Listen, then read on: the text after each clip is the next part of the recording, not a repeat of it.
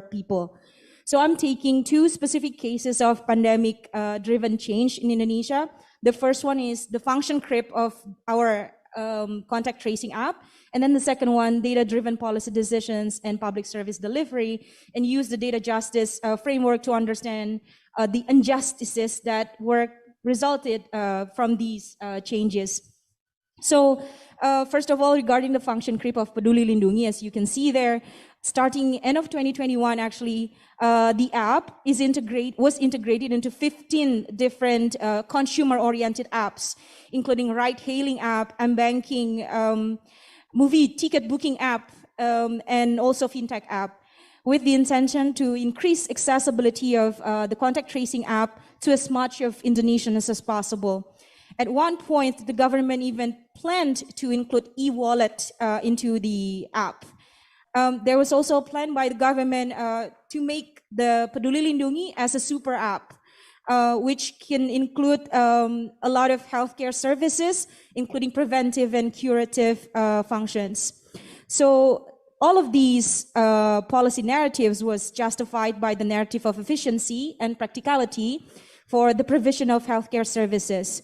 Because with more than 50 million users on Android only, the app actually is a very useful surveillance tool and also have very valuable data to monetize.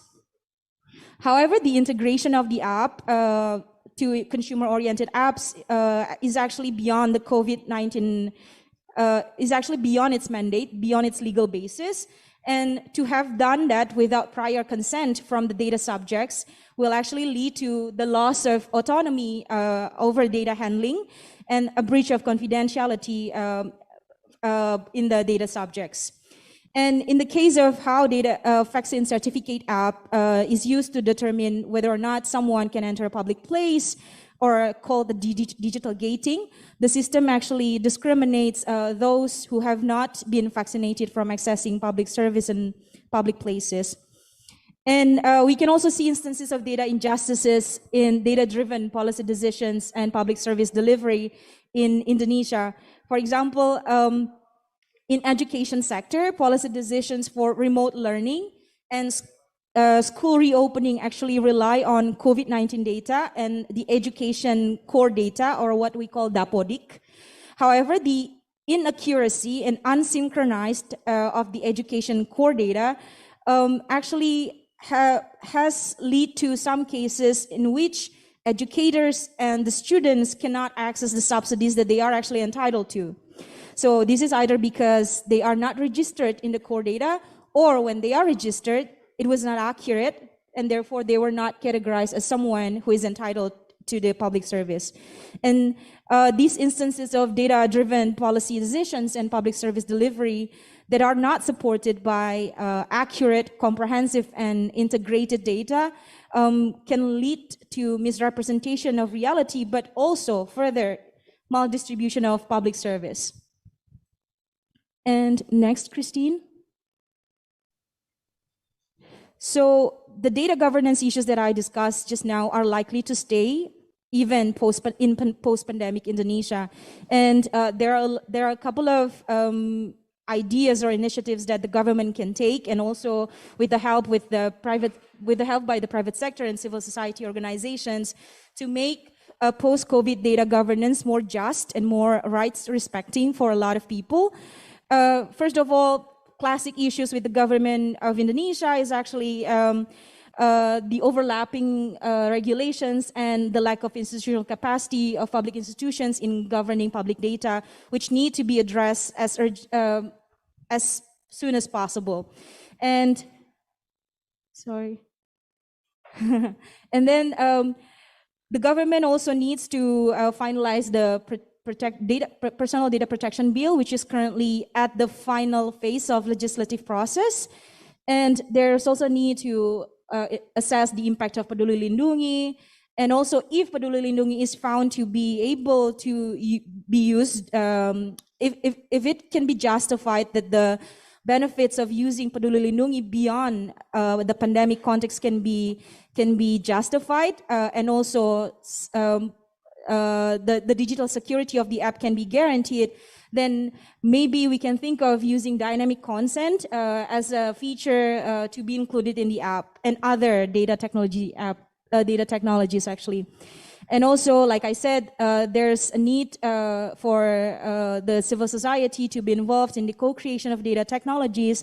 And from the point of private companies, we are seeing that there will be an increasing collaboration between the government with the private sector actors in the development and use data technologies, and therefore there needs to be clarity on the boundary of role of the private companies in those activities.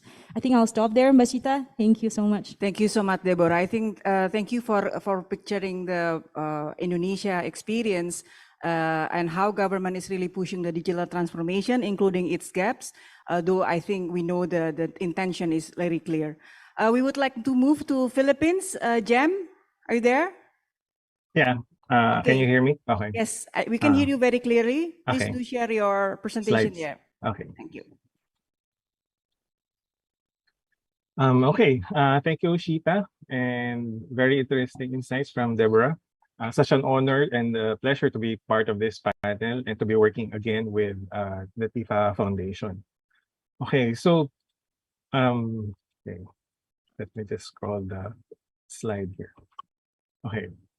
So like most countries in the world, the Philippines also turned to digital solutions to manage the COVID-19 pandemic, including the many challenges it brought about, both directly and indirectly.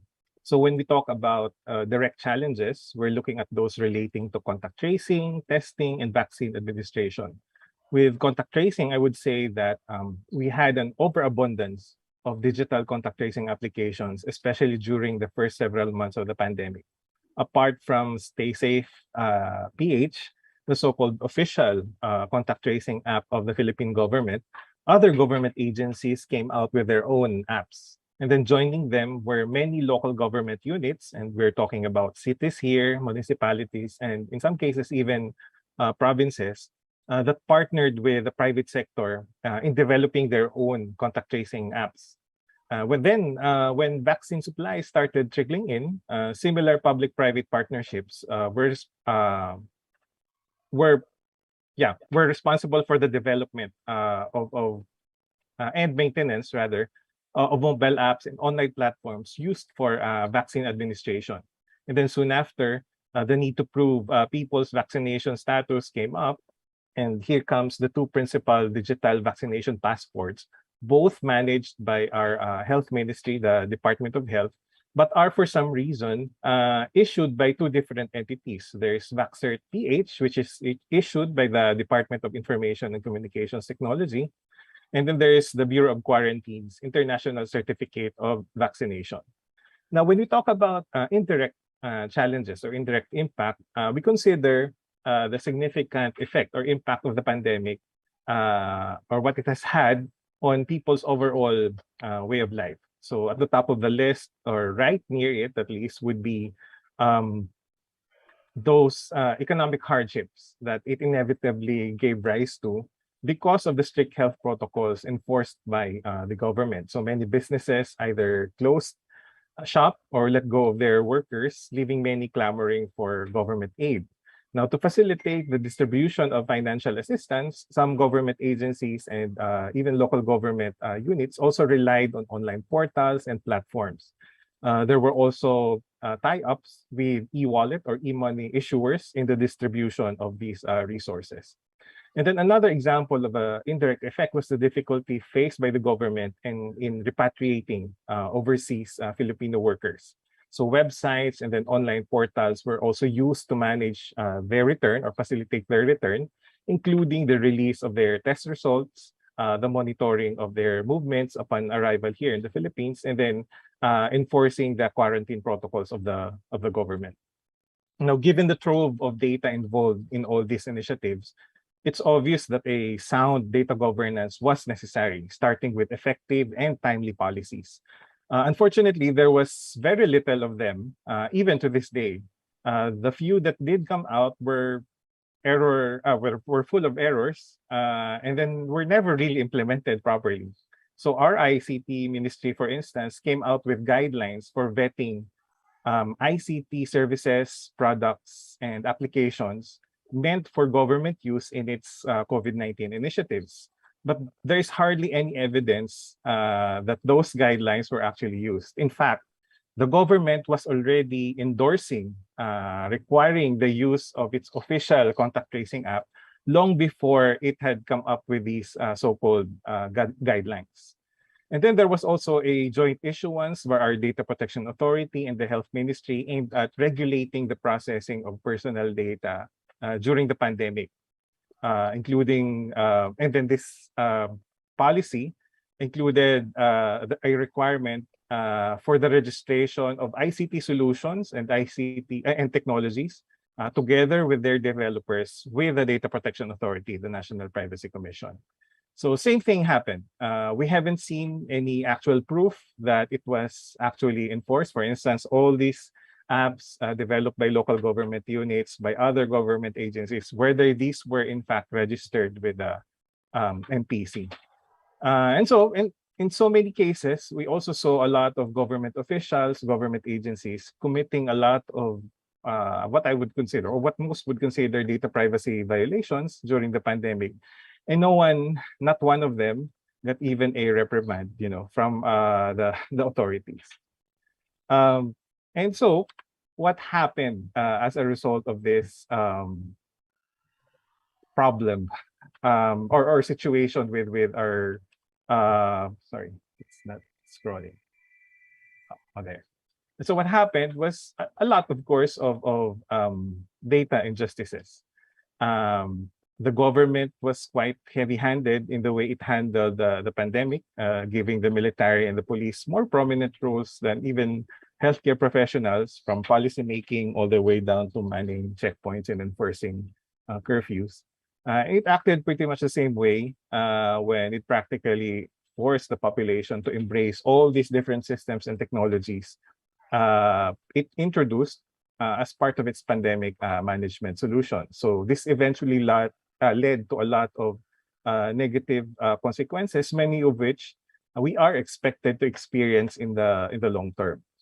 One, the people had very little control over their personal data. When the government said you had to use this or that contact tracing app and share your data, and of course, forego your privacy, you do it, of course. Either that, you don't get to enter its office premises, you don't get to go out and travel, and then even open your business in some cases.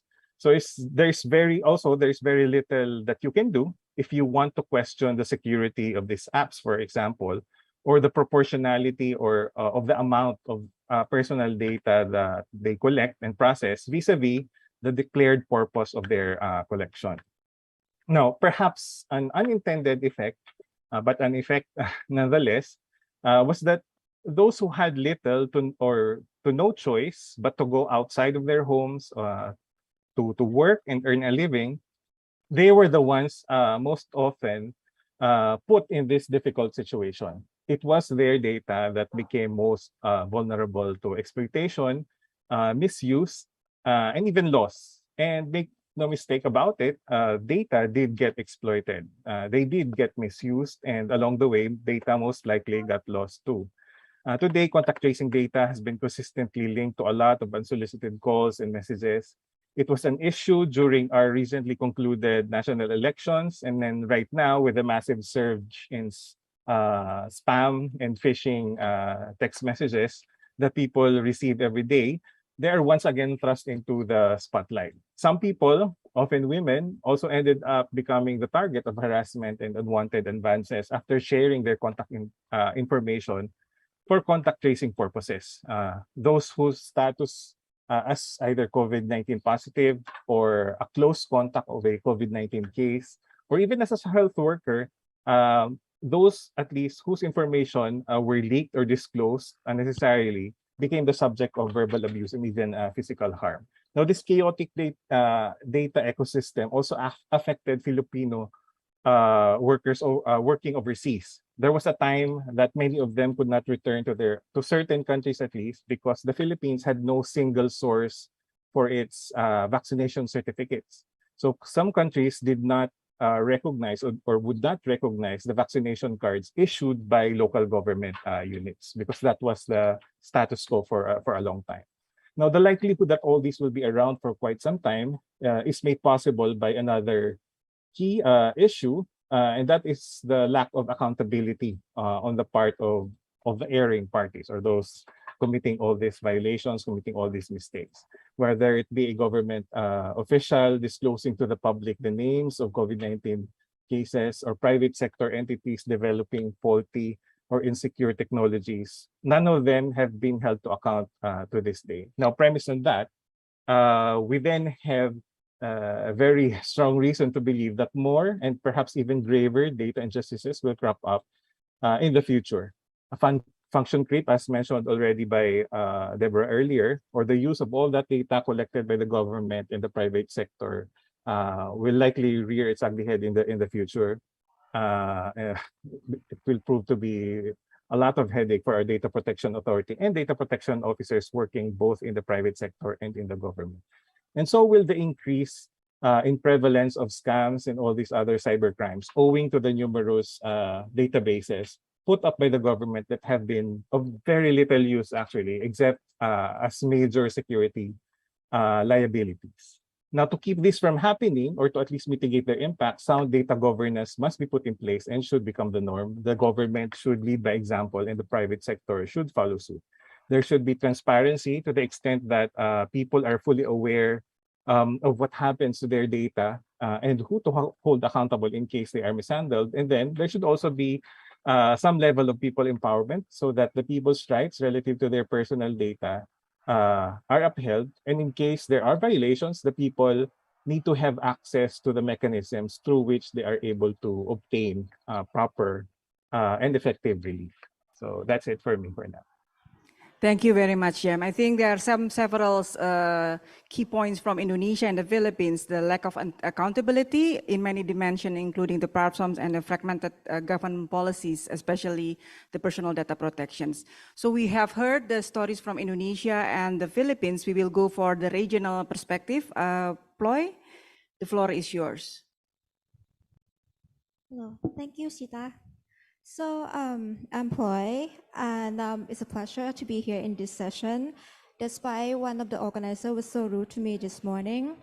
So I'm going to talk about digital contact tracing in my talk. So when the government in Southeast Asia roll out digital contact tracing app in this region in response to the pandemic, this is the first time where a digital approach like this happened at around the same time throughout the region. Obviously, data of the individual is what that feed the initiative to happen. However, the initiative were problematic since the very beginning, because all of them share the same problems regarding lack of transparency and lack of policy enforcement. For many of them, we don't know how digital contact tracing system function and treated data of people that they collected. Moreover, it's because sorry, can you change the slide, please? Sorry. Yeah. So moreover, it's because of the majority of Southeast Asia don't have a law that protect personal data from state authority. So the initiative in many countries in the region haven't been implemented carefully with safety in terms of personal data of people being prioritized. Next, please. So I'll give the example of how people personal data has been under risk. So the example of how this contact tracing app went wrong. Okay, first, Singapore. When Trace Together first rolled out in 2020, the government stated that the app wouldn't be used for any purpose outside of health purpose. However, they subsequently passed a law in February 2021 to legally allow the use of data from Trace Together for criminal investigation without the need for any recourse to public consultation. And this allowed the police to access the data directly without a warrant. Second, Indonesia, just like Debora mentioned, data related to its digital contact tracing scheme involving 1.3 million users got leaked in 2021 last year. And the government did not show any responsibility over the incident at all. And in Thailand, the contact tracing Morchana source code, it was released without an open source license, raising a question over the creditability of the source code. And next, in the Philippines, just like what Jam mentioned a moment ago, StaySafe.ph was actually, it was first rolled out with GPS tracking. And the feature was, even though the feature was later removed, but the app remained in the hand of a private company who is the developer for extensive period of time, in which the company take care of the collected data as well before being transferred to the government. Next, Malaysia. There's a controversy. Malaysia is like a scandal because MySejahtera app was first developed by the government for free, but then it was given to a private company, MySJ, causing a scandal that is still ongoing. And Cambodia. Next, please. Sorry. So Cambodia, when it was launched its own digital contact tracing app, Stop COVID-19 in February last year, which is like a QR code-based contact tracing app. There was not much information on how the collected data was treated, but it was in the news that the app was like being alleged for being used by the Chinese government to monitor the citizens who travel between two countries. And in return, the Chinese government would help the Cambodian government to upgrade the existing system to be more efficient with support from Huawei. Yeah. And next slide, please. Discrimination. So started in Singapore before spreading around Southeast Asia and other countries. Other countries saw that it's a good idea without realizing that the context in that country are actually different. Singapore was able to launch Trace Together token later in order to circumvent the technical limitation when operating a digital contact tracing app in a smartphone. The model of giving a contact tracing token to every individual is not something easy for other countries to follow. This is because it would be costly for them compared to Singapore when technology is homegrown, and there's a geographical advantage as well as a small island with around 6 million population. So when the technology remains in a smartphone in most of the country, there's a discrimination as not all the people can afford buying a smartphone. So there's a problem later. For example, Indonesia in December last year, the government announced that it would revoke the operation license and fine those who did not participate in the scheme. This prompted concern among citizens, especially those who run small businesses, that their customer are low-income people. So the next example is Thailand. So Thailand in 2020, when it was first rolled out, the government actually tried to push everybody in the country to use the contact tracing app, and they went too far to announce that those who don't participate in it would be put in jail, in which they have to apologize later that is a mistake after a public uproar. Next slide, please. So when the situation is getting back to normal, health experts in Singapore, Indonesia, and the Philippines state that the approach of digital contact tracing app didn't play much role in terms of the pandemic control. Even though the country was able to implement a successful implementation, health experts in Singapore still state it's unclear how much extra benefits Trace Together provide beyond showing evidence of vaccine status when seeking entry to venue or events.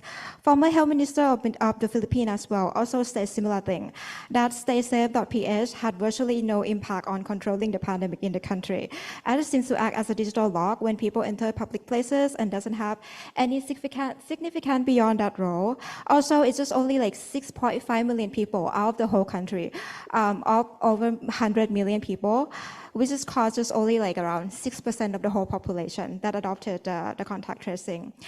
Health experts in Indonesia have claimed that the app did not provide many benefits in relation to controlling the pandemic in the country as well. A number of health experts have also stated that the app had a limited role in bringing about a decrease in the number of the infected case.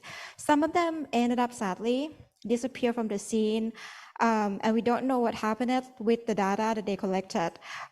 Like in Thailand, Moshana and Thaishana, not much information is available. So at the end of it, I'm not sure whether it's worth it for, the cost of implemented this initiative, which is coming from like people tax money and gathering the mass data of people in this initiative without a clear result of how helpful it is for the pandemic control. So not even in Singapore, where the approach was adopted successfully. And I would say that the problem of this is like lacking of strong legal mechanism at the national level that can protect personal data of people from this kind of government initiative. And it's not just the law, but how it's enforced as well. Okay, thank you very much, Ploy. I think Ploy have make us seen in the regional perspective. We will go to the regional organizations. Honorable Yuyun, yeah, are you there? Okay. Ibu Yuyun will perhaps share with us how ASEAN Intergovernmental Commission on Human Rights can raise the importance of right respecting and post-pandemic data-driven governance to the governments. Ibu Yuyun, the floor is yours. Can I be allowed to share my screen, please? Okay, yes. I've prepared my presentation. I'm still disabled. Just a moment, Bu.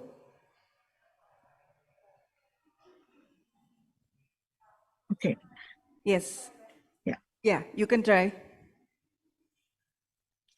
All right. Thank you very much for having me in this important event. So I would like to introduce first the organization, just very quick.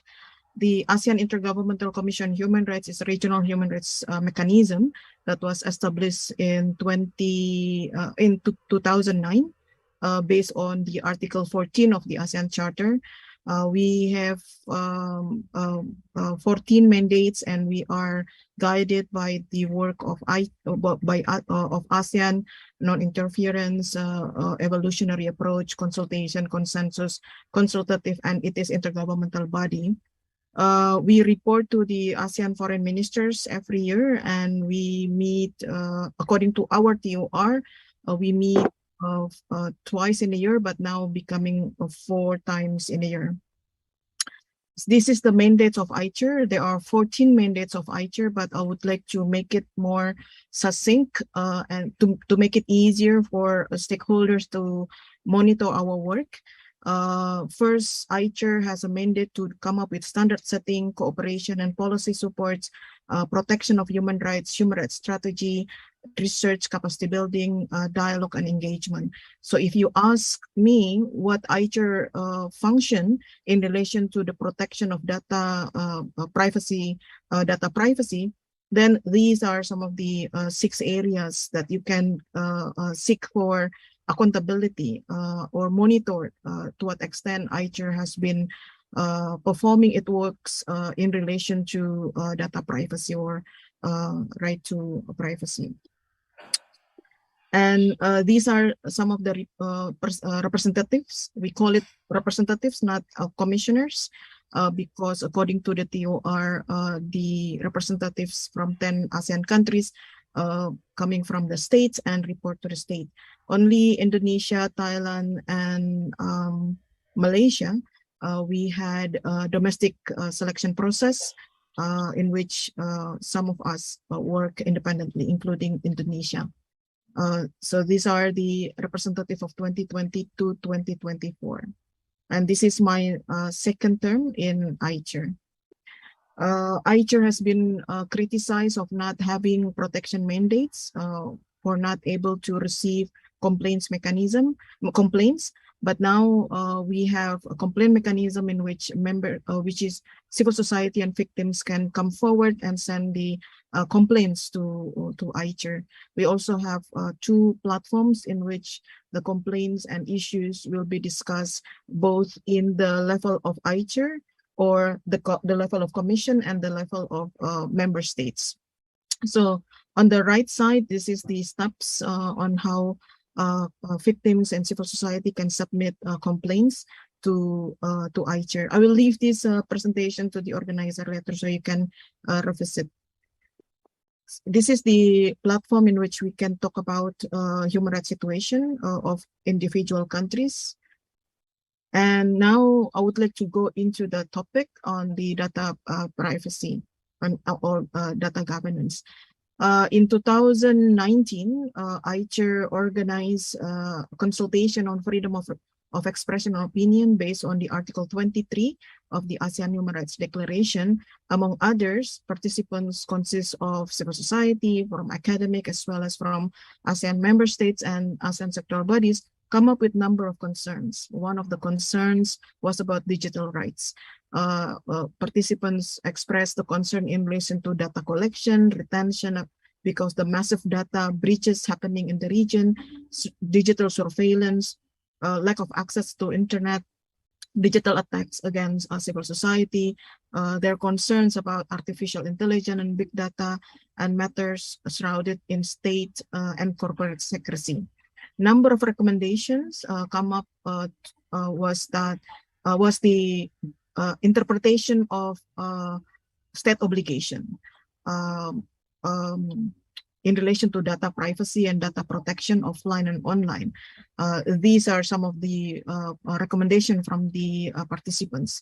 We are going to have another consultation digging up more on digital rights, especially freedom of expression and opinion online into 2022. We're supposed to do it in 2021, but we there are a number of the coup in Myanmar, so we have to rearrange our activities accordingly. But hopefully in this year, we will be able to address the concerns of data protection and privacy. If we look at, so the issue of data and privacy has been the concerns of the ASEAN member states in different forms. ASEAN member state, AMS is the ASEAN member states, have come up with number of regulation or laws or any policies. So it's very different in terms of forms, but I just would like, I'm not going to read all, but these are some of the lists of how member states address the issue from the perspective of legal framework or policy framework or basically on rules. This is so 10 countries altogether. I think some of speakers mentioned already about this. In ASEAN, there is one sectoral body responsible for this. It is the Telecommunication and Information Technology Ministers Meeting. So this is a network of ministries of information and technology in 10 countries. They come together and meet every year. They have a working group. They have a working level and more technical groups. And the ministers meeting called TELMIN. TELMIN come up with a framework on digital data governance in 2017 before the COVID-19 with the aim of enhancing data management, facilitate harmonization of data regulation among ASEAN member states, and to promote intra-ASEAN flows of the data. So before COVID-19, the focus of data governance were more on digital economy. So after COVID-19 or during COVID-19, some attention moved a little bit, but still within a similar framework. Under the framework of digital data governance, ASEAN come up with 4 strategic priorities of digital data governance, include data lifecycle ecosystem, cross-border data flows, digitalization and emerging technologies, legal and regulatory and policy. And within these 4, there are 4 initiatives to operationalize these strategic priorities, to include ASEAN Data Classification Framework, Cross-Border Data Flows Mechanism, Digital Innovation Forum, and Data Protection and Privacy Forum. Ibu Yuyun, sorry, quicker, 2 minutes left, Bu, for the interaction with the audience. Sure, yes. So this is the summary of the framework of data governance in ASEAN, looking at 4 areas at the moment. And ASEAN also has a framework on personal data protection adopted in 2016. Again, this is before the COVID-19. They managed to come together among ASEAN member states to agree on personal data protection principles to include consent notification proposals, and you can see these all principles mentioned and agreed by all ASEAN member states. And this is the master plan until 2020.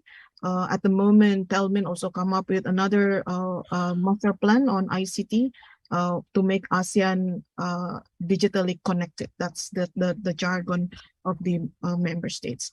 So this is my last slide. At the moment, ICHR has not been engaged by Telmin in relation or in developing the policies in relation to data protection or in general on freedom of expression and opinion online. That is why in the next workshop we will be organizing, we are going to engage with Telmin to include the perspective of human rights into their work. That's it. Thank you very much. Thank you, Ibu Yuyun. I think it will be very interesting to see how your conversations with Telmin and all the ministers about the regulatory framework. So I would like to I have one question from the remote participant. Do you have question? Asha, two questions? Can you, 3 questions, yeah. You can direct the questions. You can go there. So Asha first, then you second, and you third.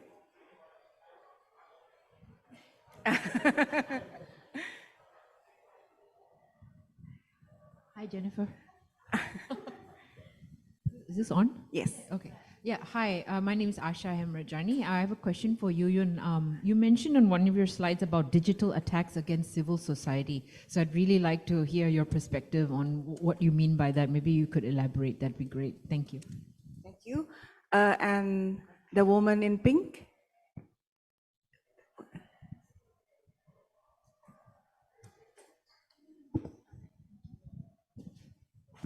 Hi, I'm Amina from Malaysia. First of all, thank you so much for the presentations and sharings. I think it was very, very informative and concise seeing all the Southeast Asian countries in one go. I have 2 questions. First, from, I guess, your personal point of view, if you could redesign the post-pandemic data governance, how would you want to do it? And the second question is, since the pandemic was kind of like unprecedented and the governments took very reactive measures, what should the preemptive measures be so that we are prepared for the next pandemic or any other disasters? Thank you. Thank you very much. What's your name? Sorry? My name is Amina. Amina. Okay, thank you, Amina.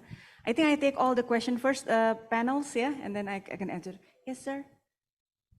Thank you, Jennifer.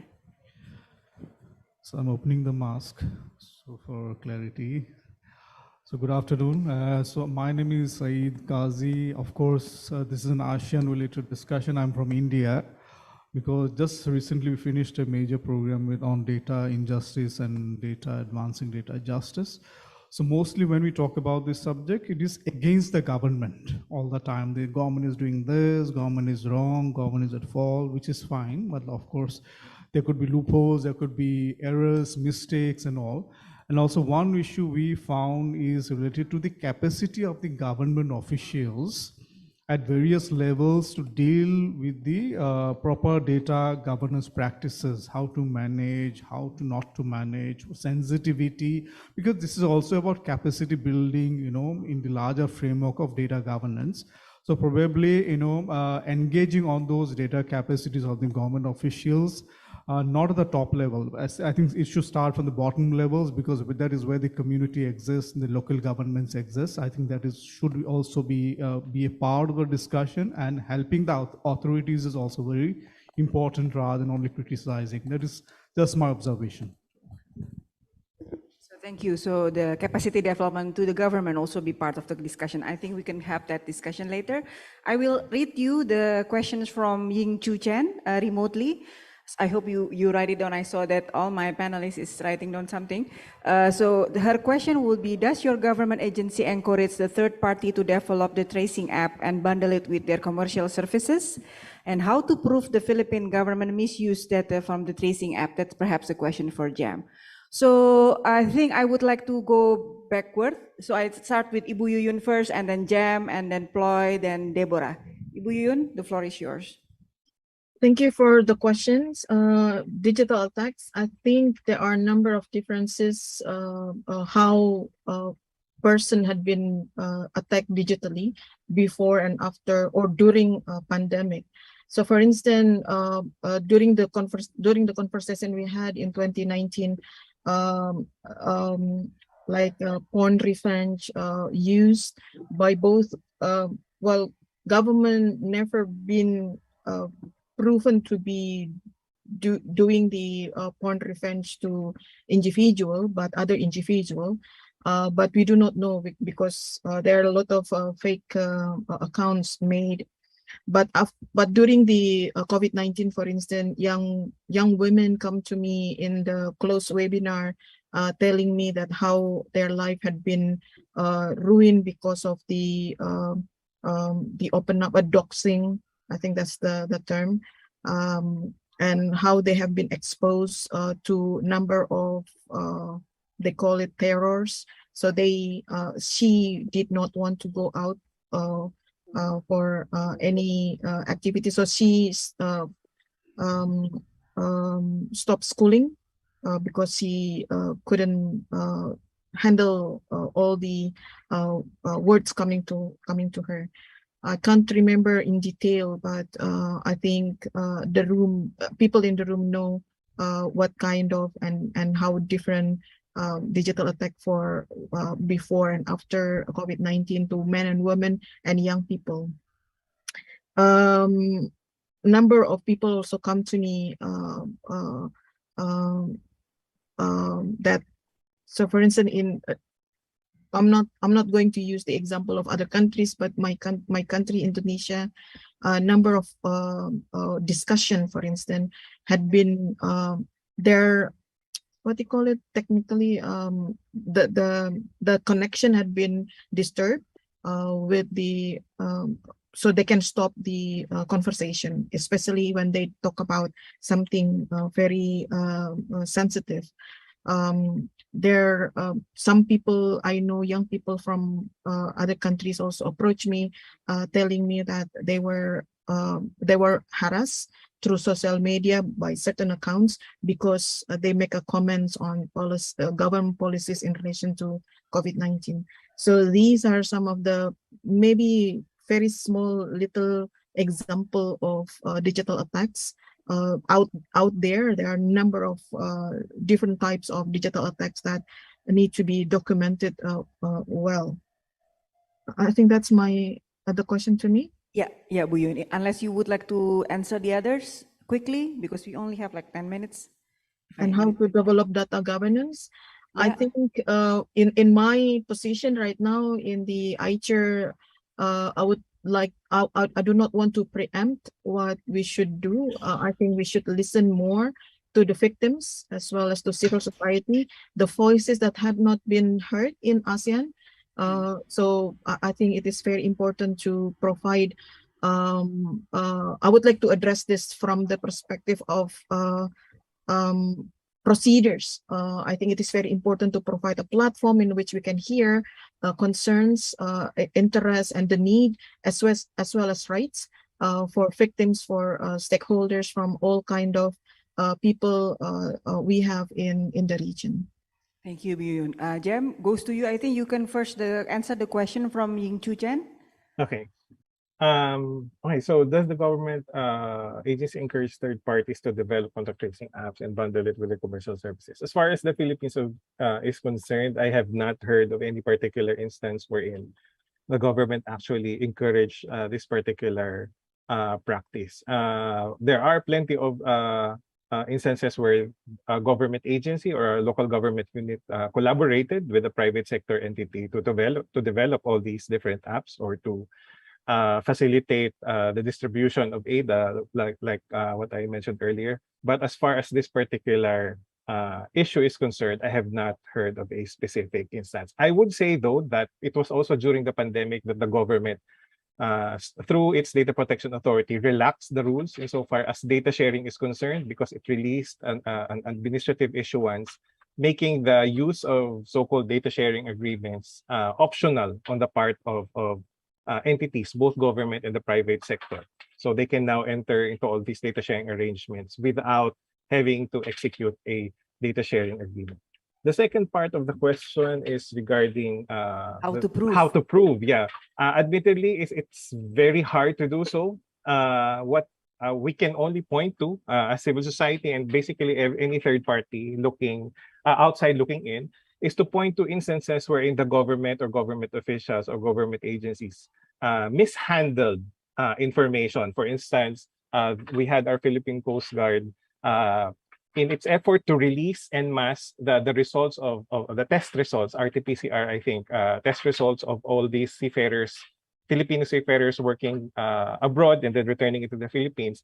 Instead of releasing to them individually the results of their tests, they actually came up with a list and posted it on their website, which is something that many people called them out for, and then eventually they took it on. So there are a lot of instances of government agencies misuse or mishandling rather the information, but as far as actively misusing them or using them for some nefarious purpose, it's very hard to prove. And I think that's also why it's more dangerous, because the misuse doesn't have to happen now. It can happen tomorrow, it can happen a year from now, because the data is already there.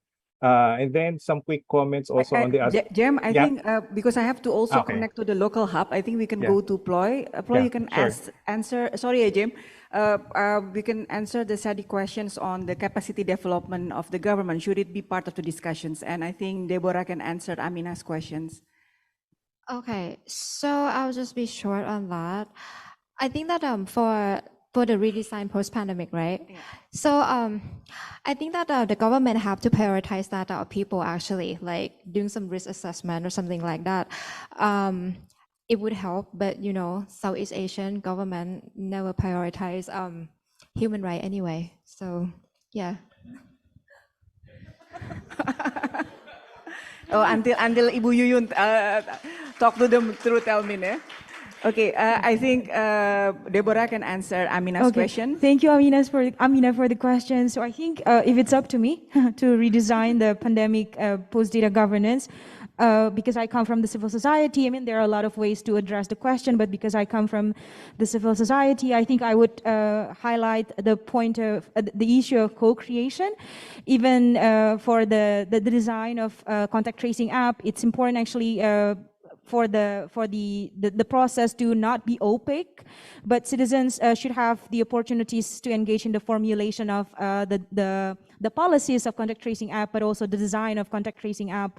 And in the case of Indonesia, impact assessment is not part of the design process of the contact tracing app, and that's why the actual impacts on the citizens were not expected from the point of the design phase.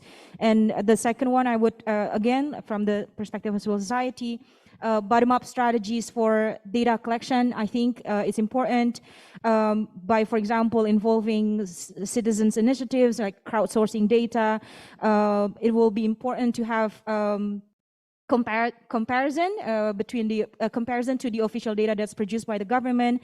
And I think it's important, like, if the government knows that their capacity in data governance is weak, to involve citizens to complement and fill that gap in data governance. And I think the other question, Okay. Okay, Mbak. Silakan, Mbak. The preemptive one. No, you can answer that. Okay. What should the preemptive measure be in anticipating the next pandemic? I think in the case of Indonesia, it's important that we have accurate, integrated, and comprehensive database, which is currently not the case.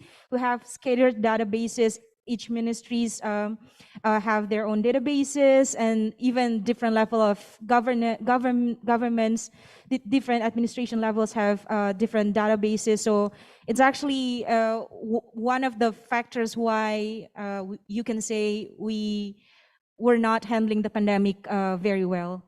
Thank you, Amina. Thank you, Debora. Please, we can still contact at the local hub. There is a question from the, okay. One more question. Oh, yeah. Community engagement in different stakeholders for data protection for government monitoring and controlling perspective in Southeast Asia within comparison to Western world. So the question would be, do you think it's different from the Western with the Southeast Asia on the data protection and government monitoring? I think short questions could be directed to Ploy and Ibu Yuyun, the one from regional. I think it's different actually because in the Europe, at the EU, they actually come up with a long document about how contact tracing apps should actually prioritize people data. Okay, so it's different from the European Union for the GDPR. Ibu Yuyun? Well, very clear, but we don't have GDPR.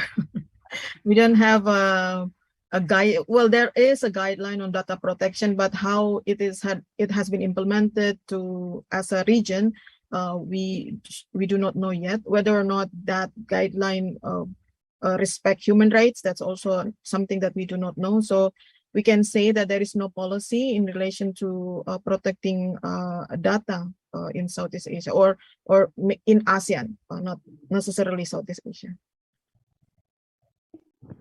Okay, Bu Yun, I think we running out of time. If I could make a very brief, I'm not summarizing it, just key points that I listened from those three speakers or four speakers, is the transparency and accountability with the human rights perspective, including personal data protections. Bottom-up approach is very important. Risk assessment, impact assessment to the people, because at the end of the day, people is at the center. Okay, well, thank you very much for you to coming here, and all for the panelists. Please give a round of applause. Thank you, and see you in the next session. Everybody, just a quick reminder, please go to comments.aprigf.asia to encapsulate all the important points that we talked about, especially about data governance during pandemic, post-pandemic, and all of that. We really need your input, and we want your voice to be heard. Thank you. Yeah, please do so. So at least we can be discussing the international level. Thank you. Thank you.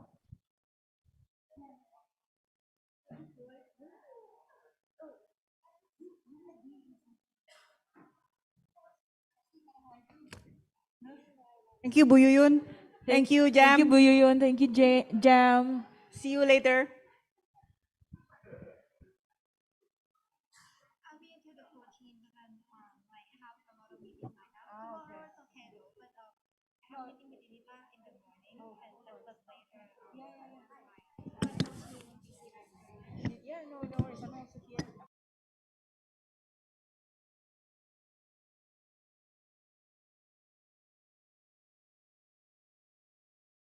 Recording stopped.